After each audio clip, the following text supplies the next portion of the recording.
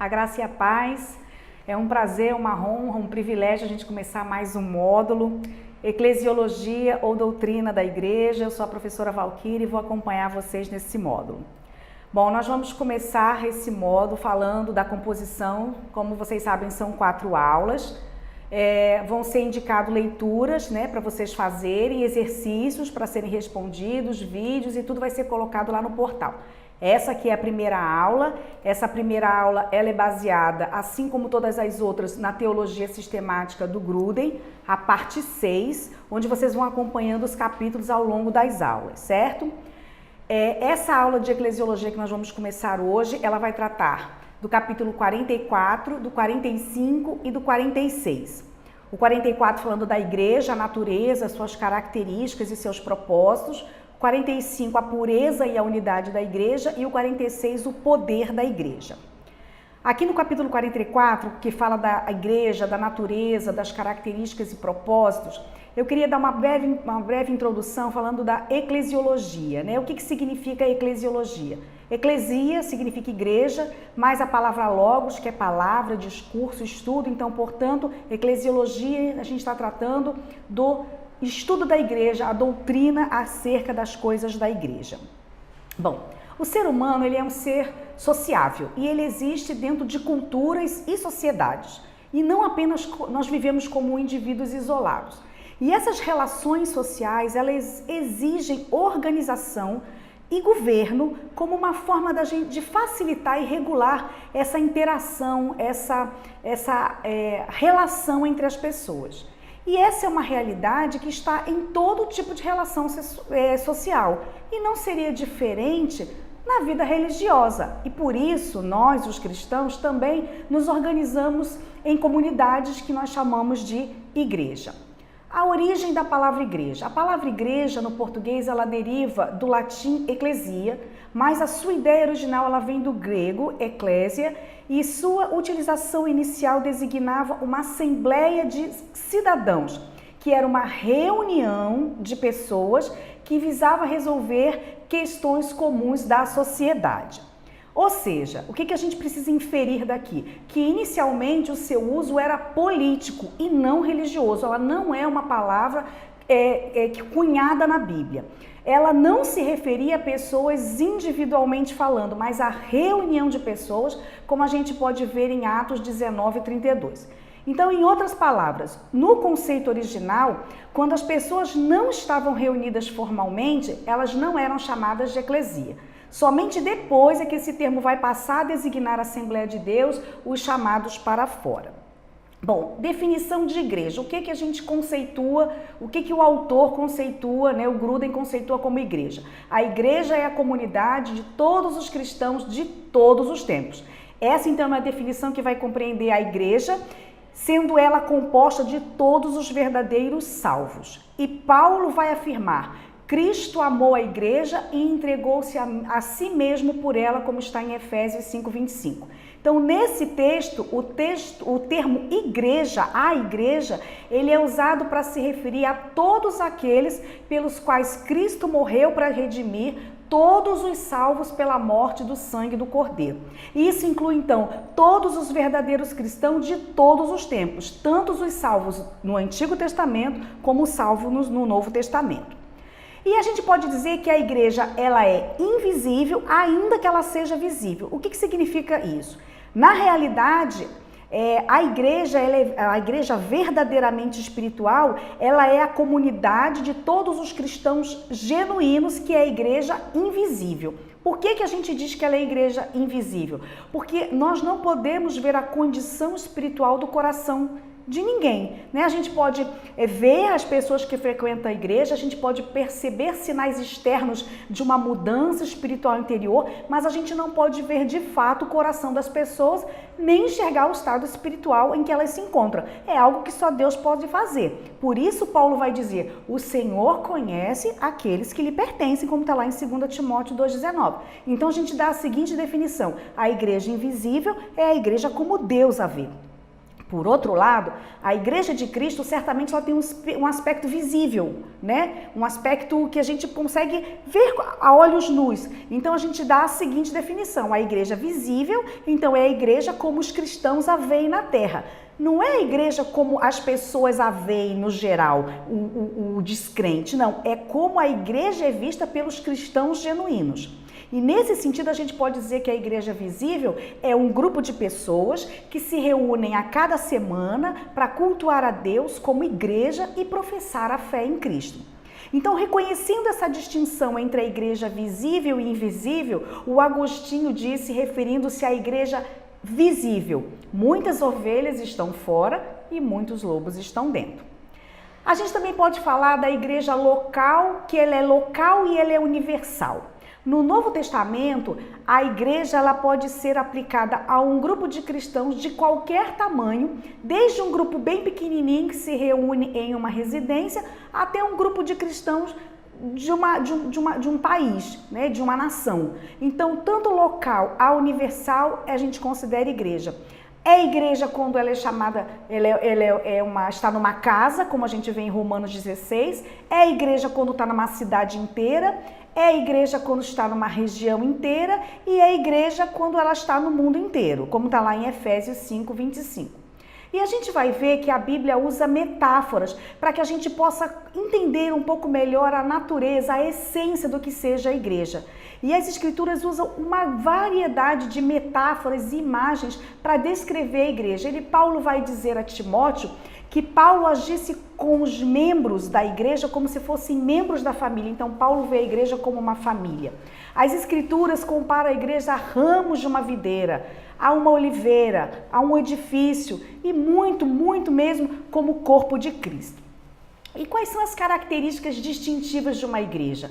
O que faz uma igreja ser uma igreja de verdade? O que é necessário para existir uma igreja? Eu pergunto, pode um grupo que se diz cristão se tornar tão diferente do que deve ser uma igreja que tal grupo não deve mais ser chamado de igreja? Nos primeiros séculos da igreja cristã, houve pouquíssima polêmica sobre o que era uma verdadeira igreja, porque havia uma igreja só em todo mundo, essa igreja visível espalhada, e que naturalmente ela era considerada o quê? A verdadeira igreja. E qualquer herege que fosse encontrado nela, ele seria, com um erro doutrinário sério, gravoso, né, para a essência do que seja a igreja, ele era excluído da igreja. Mas na Reforma Protestante foi levantada uma questão muito importante, uma questão crucial. A pergunta é, como é que a gente pode reconhecer uma verdadeira igreja? Para responder essa questão tão vital na Reforma, é preciso a gente definir quais sejam as características distintivas de uma igreja verdadeira, pois a gente sabe, a Bíblia fala que existem falsas igrejas. Em suma, Lutero e Calvino eles concordaram em duas características essenciais da igreja verdadeira. A primeira é a palavra de Deus puramente pregada e ouvida, é aquela doutrina básica, a doutrina sã ensinada na igreja. E segundo são os sacramentos, batismo e ceia, somente os dois, ministrado conforme instituído por Jesus Cristo.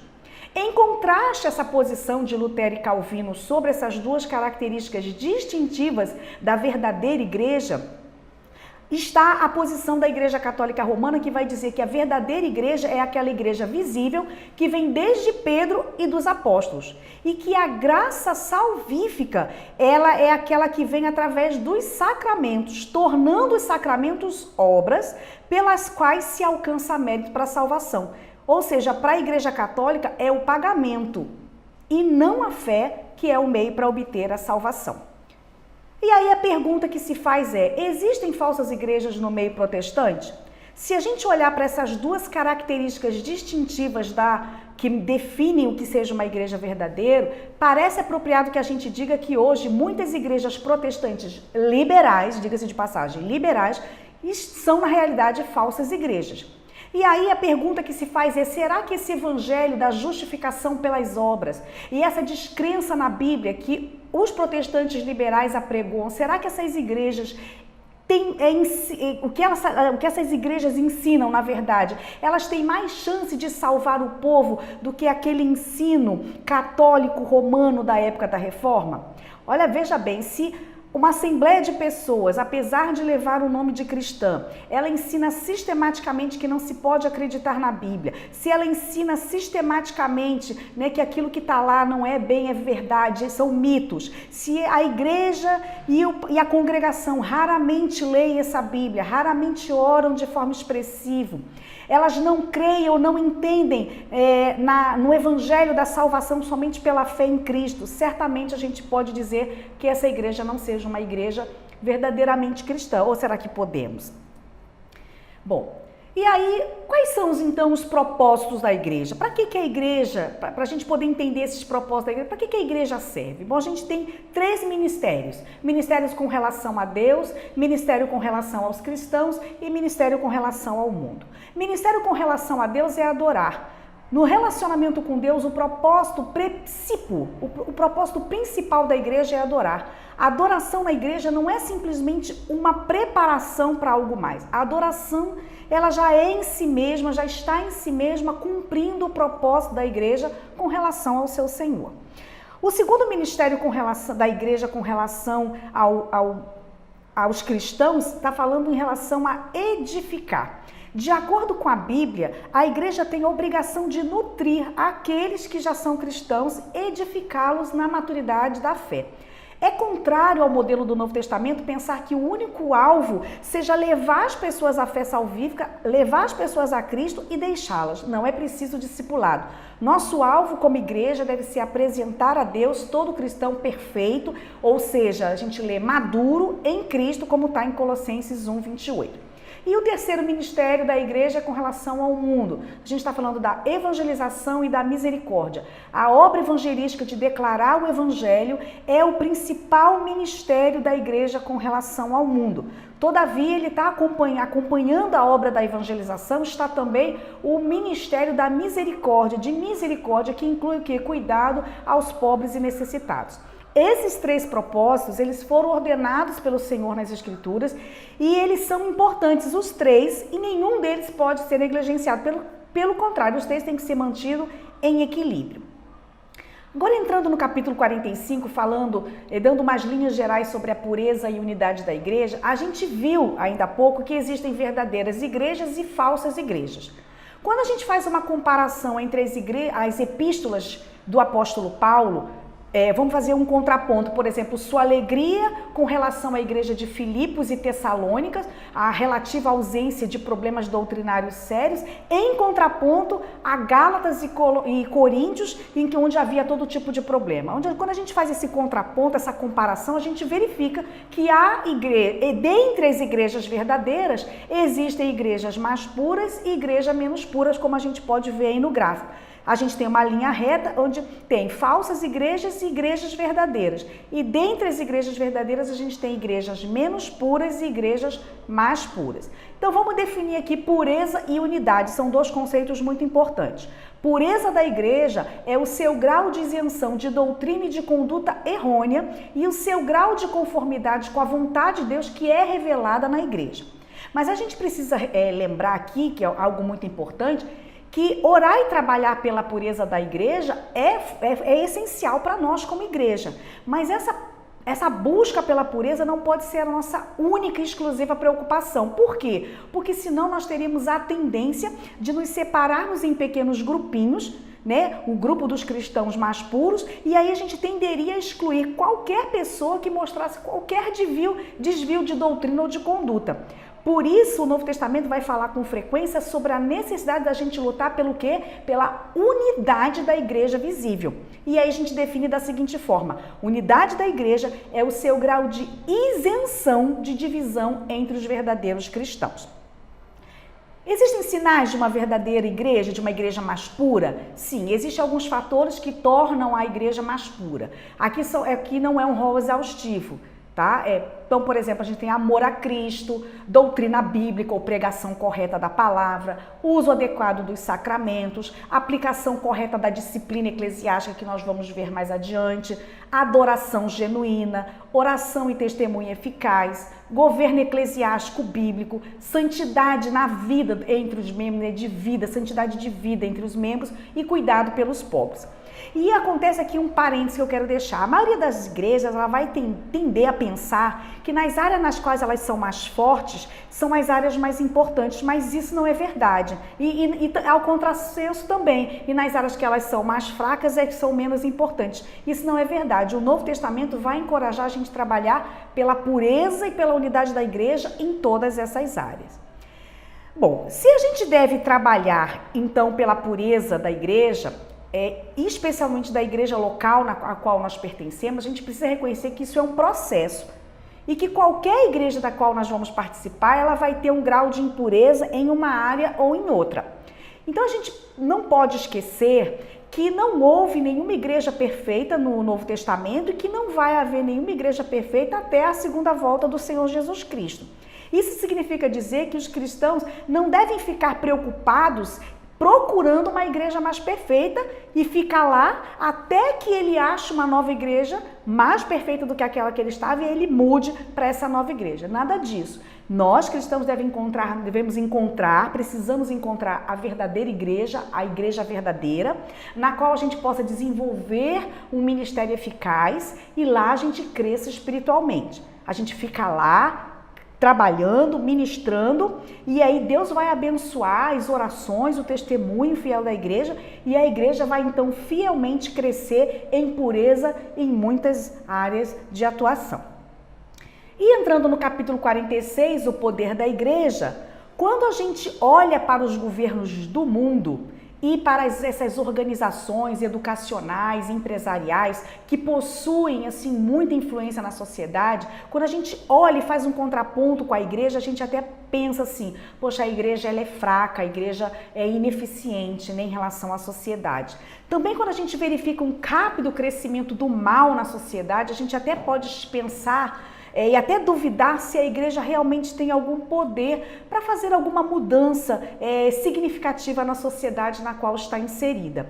Aí dentro desse estudo do capítulo 46, que vai falar do poder da igreja, duas perguntas são muito importantes. A primeira é que tipo de autoridade tem a igreja? E a segunda, se ela tem autoridade, como é que a gente desenvolve a disciplina eclesiástica, que hoje é um problema que a gente vê muito na área do direito, né? Pessoas entrando com ações, enfim, né?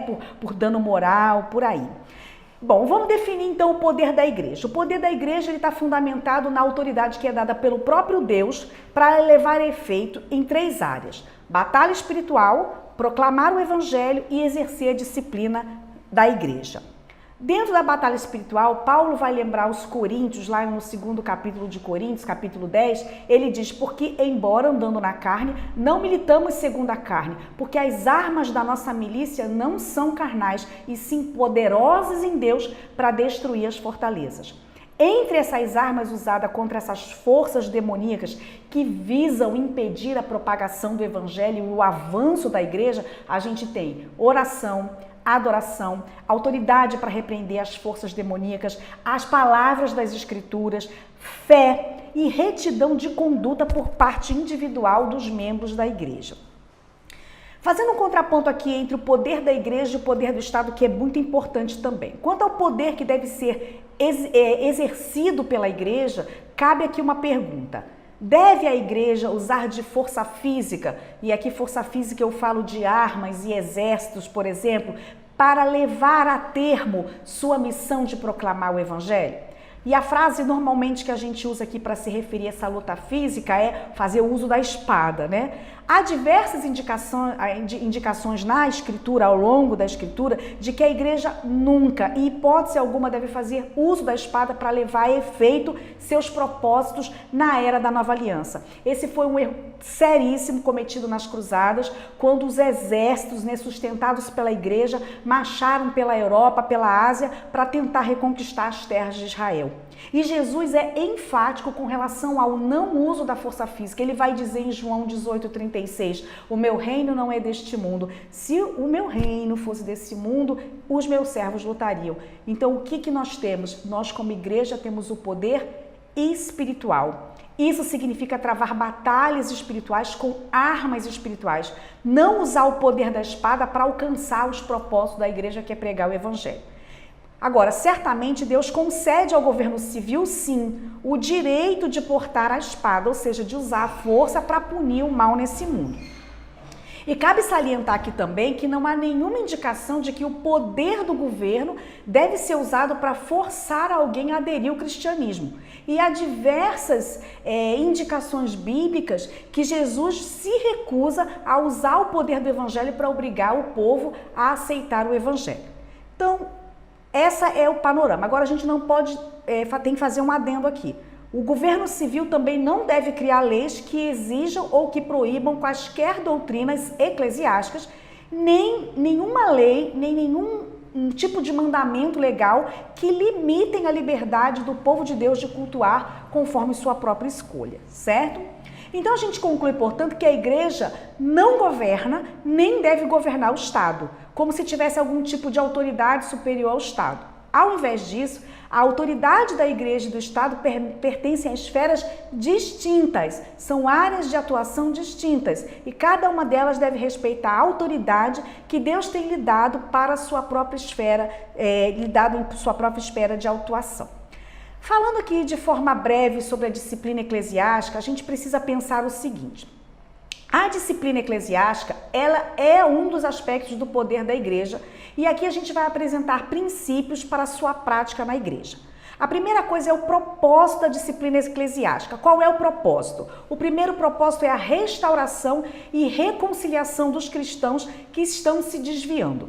O pecado, meus irmãos, ele impede a comunhão com outros cristãos e com Deus, por óbvio, né? De primeira mão com Deus. Logo, o principal propósito da disciplina eclesiástica que é praticada na igreja é alcançar um duplo alvo. O primeiro é a restauração desse pecador com Deus e com a igreja e de reconciliação entre os cristãos e com Deus. Bom, o segundo é impedir que o pecado se espalhe atingindo outros. Embora o primeiro alvo da disciplina ser a restauração, a reconciliação desse crente que está no erro, infelizmente, isso nem sempre vai acontecer na prática. Mas quer ocorra a restauração desse pecador ou não, a igreja está ordenada pelas páginas da Escritura a exercer disciplina. Pois se o pecado ele não for disciplinado, os efeitos desse pecado certamente se espalhariam, atingindo muitos outros que tinham a consciência da existência desse pecado e perceberam que a igreja deu pouca importância ao caso. E isso geraria consequências danosas, porque ia levar as pessoas a pensar que aquele pecado não era tão sério como elas pensavam. E outros podem se sentir até tentados a cometer pecados semelhantes àquele. Além disso, tem uma coisa importante. Se a disciplina de um pecado específico não é levada a sério, será muito difícil para que a igreja venha exercer a disciplina num momento futuro, caso esse mesmo pecado venha a ocorrer novamente. E a terceira é proteger a pureza da igreja e a honra de Cristo. O terceiro propósito da disciplina da igreja é que da disciplina eclesiástica efetuada pela igreja é a pureza da igreja. A pureza da igreja precisa ser preservada e o nome de Cristo não pode ser desonrado. Certamente nenhum cristão tem um coração completamente puro e todos nós temos pecados que insistem em permanecer em nossa vida. Mas quando um membro da igreja ele permanece em pecado de maneira insistente, óbvia para outros, inclusive principalmente para os crentes, isso traz realmente desonra para Cristo. Biblicamente, não parece haver nenhuma limitação específica para todo tipo de pecado que deve estar sujeito à disciplina. Porque a pergunta que se faz é, qual tipo de pecado que a gente tem que disciplinar? Não existe um rol exaustivo, mas aqui tem um princípio. Todos os pecados disciplinados no Novo Testamento, que eram pecados publicamente conhecidos ou sem dúvida óbvio para as pessoas, e aqueles que persistiam por certo tempo, eles precisam sim efetivamente ser disciplinados.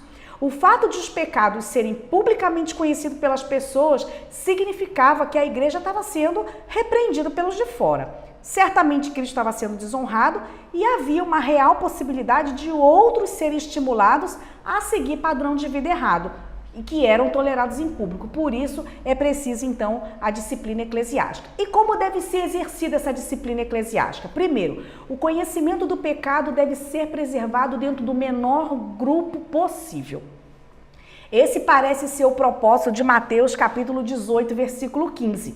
Aqui está falando de um avanço gradual, que começa numa reunião privada, somente com aquela pessoa ofendida e com aquela que foi ofendida, e passa para uma reunião com 2 ou 3 pessoas, e aí chega assim a revelação de toda a igreja, cada não tenha surtido efeito os parâmetros anteriores. Quanto menos pessoas souberem de algum pecado cometido, é mais fácil. É mais fácil para aquela pessoa se arrepender, é mais fácil porque é melhor porque o menor número de pessoas tende a se desviar e a reputação da pessoa envolvida é mantida e a reputação da igreja e de Cristo não é maculada, certo?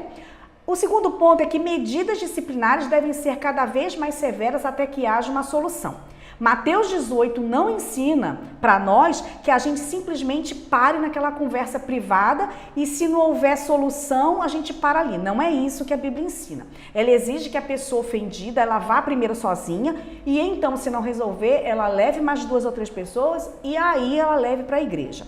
E outra coisa, se um cristão acha que ofendeu alguém ou ele acha que ele foi ofendido, Jesus exige que a pessoa que cometeu o erro vá lá e se conserte. Uma coisa que ele não ensina pra gente é que a gente fique quietinho no nosso canto, não. É nossa responsabilidade tomar a iniciativa e ir lá pedir perdão. Jesus não permite, não espera que a outra pessoa venha falar conosco, não. Nós é que temos que ir lá. Bom, e para finalizar o assunto da disciplina eclesiástica, que é o último ponto, eu queria falar sobre a disciplina eclesiástica dos líderes. Bom, a primeira epístola a Timóteo, capítulo 5, Paulo vai apresentar uma cautela especial para proteger os líderes de ataques individuais. Presbíteros, diáconos, oficiais da igreja, pastor, aqui tem um cuidado especial. Exige-se sim o depoimento de 2 ou 3 testemunhas. Agora, nesse texto, Paulo vai ser específico. Aqueles que vivem no pecado, esses vão ser repreendidos na presença de todos. A razão disso é o quê, meus irmãos? É que o mau exemplo da conduta do líder, ela vai ter um efeito muito mais negativo na vida da igreja do que de um membro comum. Então, quando Paulo ordena que o líder pecador, ele seja repreendido publicamente, significa que vai ser feita alguma declaração do pecado dele. Agora, diante da igreja. Agora, olha só. Detalhes do pecado não são necessários de ser revelados. Você vai falar da natureza do pecado. Como é que é a diretriz para a gente saber? A igreja deve saber o suficiente para quê? Para entender a seriedade do pecado em questão cometido por esse líder. A igreja precisa ser capaz de compreender e apoiar esse processo de disciplina e a igreja não sentir posteriormente que esse pecado foi minimizado ou encoberto, se for o caso. Então, essa revelação pública do pecado do líder, ele vai mostrar que os líderes da igreja, a cúpula, né, não vai esconder essas questões da igreja. Isso é um ponto muito importante. Outra coisa, vai aumentar a confiança da igreja na integridade desse grupo de líderes, porque eles vão começar a confiar, não, eles contaram para nós esse fato danoso, né, que seria para a igreja. E outra, vai permitir uma coisa muito importante, vai permitir que o líder em pecado, ele comece um processo gradual de reconstruir o quê? Relacionamentos, reconquistando a confiança da igreja, pois ele não vai ter que lidar com pessoas que não sabem o que ele fez, vai saber a natureza do seu pecado sim. E aí as pessoas não vão ficar perguntando o que ele pecou, qual é o tipo de pecado dele. E as pessoas vão poder ver arrependimento e mudança naquela área em que ele pecou. Dos não liderados na igreja, a pergunta é, como é que é a punição, como é que é a disciplina? A Bíblia não dá mandamento nenhum para a gente revelar pecado dos membros comuns da igreja, que não sejam líderes. Já os líderes, eles são tratados de maneira diferente, porque a vida deles precisa ser, como Paulo vai dizer lá em 1 Timóteo, tem que ser irrepreensível, e a vida deles é exemplo a ser imitado pelos outros, como está em Timóteo 4,12. Então a gente encerra esses 3 capítulos, já está lá no portal o material, vocês estão lá com as páginas para exercícios propostos, vídeos propostos para vocês, e eu me encontro à disposição no WhatsApp, no privado, para que você possa falar comigo. Eu quero te dizer que você fique com Deus, que Deus te abençoe nesse estudo, que você seja abençoado. Um grande abraço para você. Amém.